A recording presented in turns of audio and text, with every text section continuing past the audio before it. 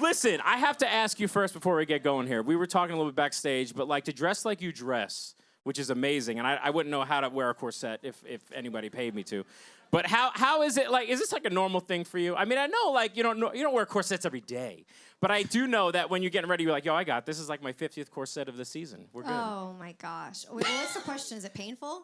Yeah, is beauty pain really? Yeah, today I wore these crazy shoes today for you guys, and you won't see it, but I actually have my ankle wrap right now because I actually sprained it really badly. Ooh, see, we wouldn't know. That's the point. But the Saint Laurents are worth it, so. All right, good, exactly. All right, so before we get started with everything else, let's first talk a few things. Well, let's talk I'm a Mess, of course. Everybody want to talk about I'm a Mess? Because, I mean, I think it strikes as everybody, it's pretty obvious like what the song is about and what it could relate to. But is there anything deeper with the meaning of the song? Because I feel like for a songwriter like yourself who's writing the song and, singing the song, it's always deeper for the person who's giving us the gift of that music. So let's talk about that. I think for me, it's about a lot of times when you can get caught up in your thoughts and you try to be the best person you could be, but then that's a problem sometimes. It's hard.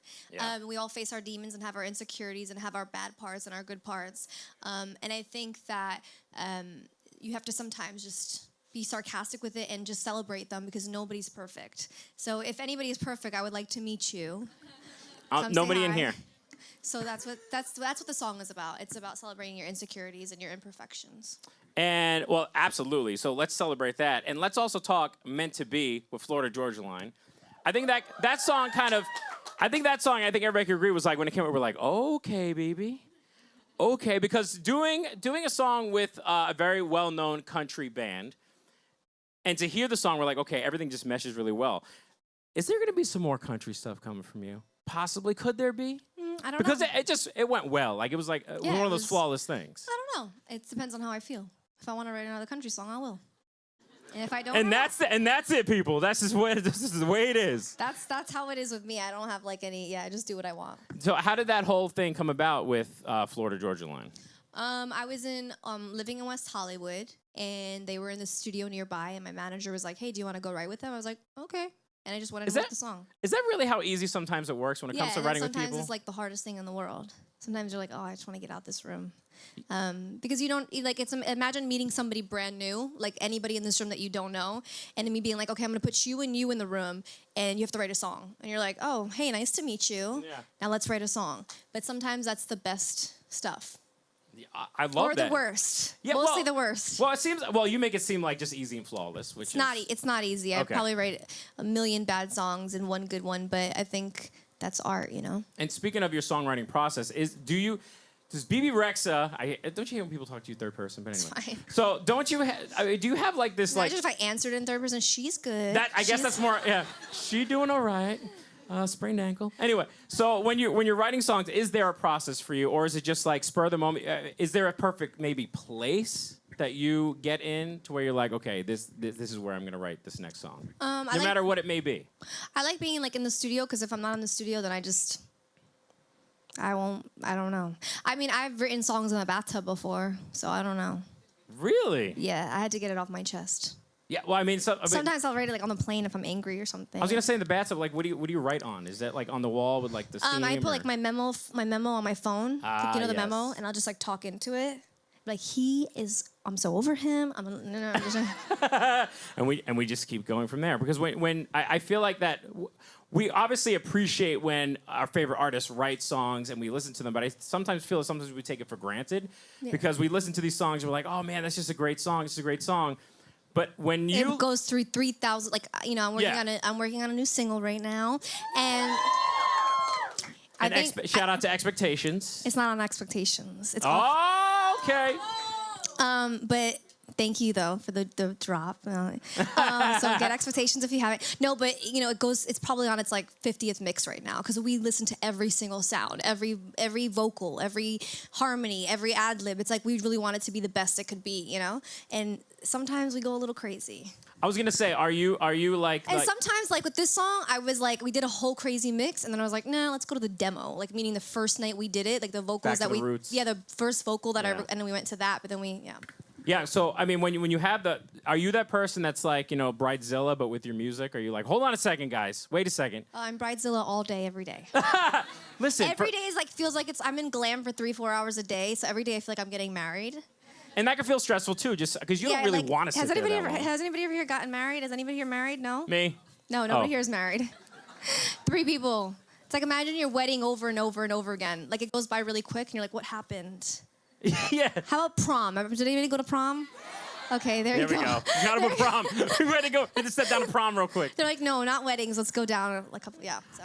Also, we're doing the iHeartRadio Jingle Ball tour. Yes. Which is, and congrats on being on that tour. So because cool. I feel like that tour, and you could talk to me about that, but I feel like that is like where you get to hang out with other artists and just like it's not your tour in particular. You get to like hang out with all like a plethora of different people I love making fun of every time for some reason Shawn Mendes's is that how you say it? It's all right. We could put a Shawn little apostrophe Mendes's is that it? Shawn Mendes is, yeah, that's what I said. Dressing room is always near mine, so every time I hear it, every time I see him, I go, it isn't in my blood. No hi, no hello. It's just lyrics in his face. And he's like, oh gosh, here she comes. Yeah. So that gets me to my next thing. Like, do you make friends because the Jingle Ball tour? I don't know. I make them become my friends. I force They probably hate me. Yeah, I'm like, they probably hate me. And I'm like, you're gonna be my friend. I don't really care. I think that's the New York in you, though, because I feel like I just like walked into 5 Seconds of Summer dressing room. Like I just walk in. I'm like, hey guys, and the security guard's like, whoa, whoa, whoa, whoa. I'm like, sir, relax there, honey. Okay. I was like, I just want to talk to them for a second. Yeah, and he still kicked me out. Yeah, because what security is gonna like stop you from like going into their? Well, they don't know. Some of them don't know me, so I walk in and they're like, whoa, whoa, whoa, whoa, whoa. I'm like, I'm going to talk to them. You're not stopping me, sir. I know all the tricks. And that's where the sass comes in, and that's where it's needed in this industry too. We need Bebe for the sass. Sometimes. Like when you need to go into different, things. What? Well, when you have to go into other people's dressing rooms. Oh yeah, I got tons of ins, honey. Well, basically, you gotta just look like you belong there. I'm like, that's my problem. I don't have the walk, Bebe. You have the walk. This is how it is. You get the boots. I'm just kidding. Do not do that. Don't walk through that door like that after, okay? Then her security will say something. All right. So speaking I don't have security, by the way, which is very bad. I shouldn't say that. I didn't see. No. I don't have security. You just have good people surrounding you. Yes, exactly. I say, you know what I mean? Like. And they'll step if they need to. God is my security. Yeah. That's it. That everybody here could be security. They're like, we got her. It's cool. So let's talk. We were just talking about dressing rooms and just hopping into anyone you wanted to say hi. Victoria's Secret fashion show. Congrats on that. What was that dressing room like?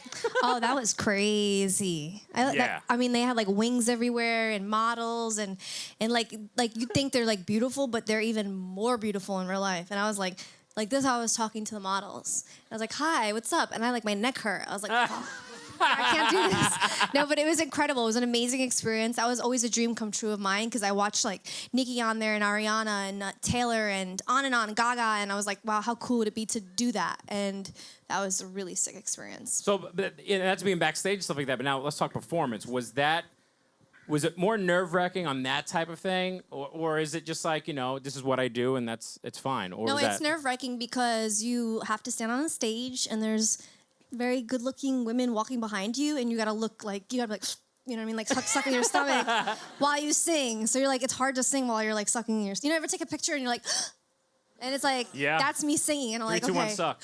Yeah. And I'm like trying to walk down the runway and stuff and not get hurt. But it was awesome. I was very nervous, but it was amazing. And now let's talk about a recent award, because this Breakthrough Artist Award that you were recently given, this is. No? I don't remember that one. All right, let me give you the official name of this award. It's the Music Biz 2019. Okay, I didn't know. Well, congratulations, Bebe Rexha. So a little backstory on this award. It's basically given to somebody that has been an amazing influence in music and just being who you are over the past year. I'll take it. And someone who is projected to just like skyrocket even more. Okay, well, let's not jinx that. Ariana Grande got one of those. Oh, okay. Yeah. So I anything Ariana Grande does, we're good. I guess so. Yeah, I guess of course. so. Are you kidding me?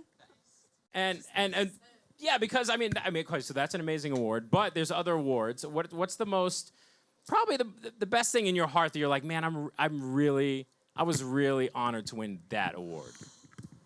I know. Go Put through me on the list. spot like that. Yeah. I don't know. I can't think right now. That's okay. Awards are awesome, Probably though. recently I won like Variety's songwriter award or whatever. Yeah.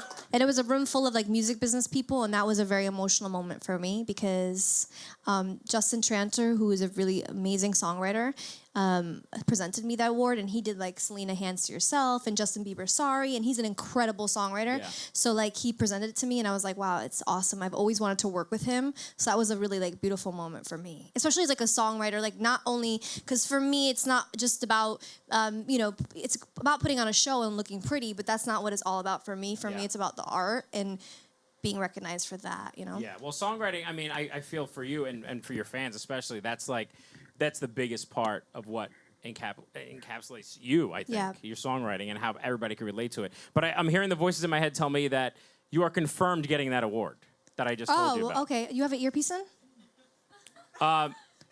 Yes. No, I do. Look, Oh.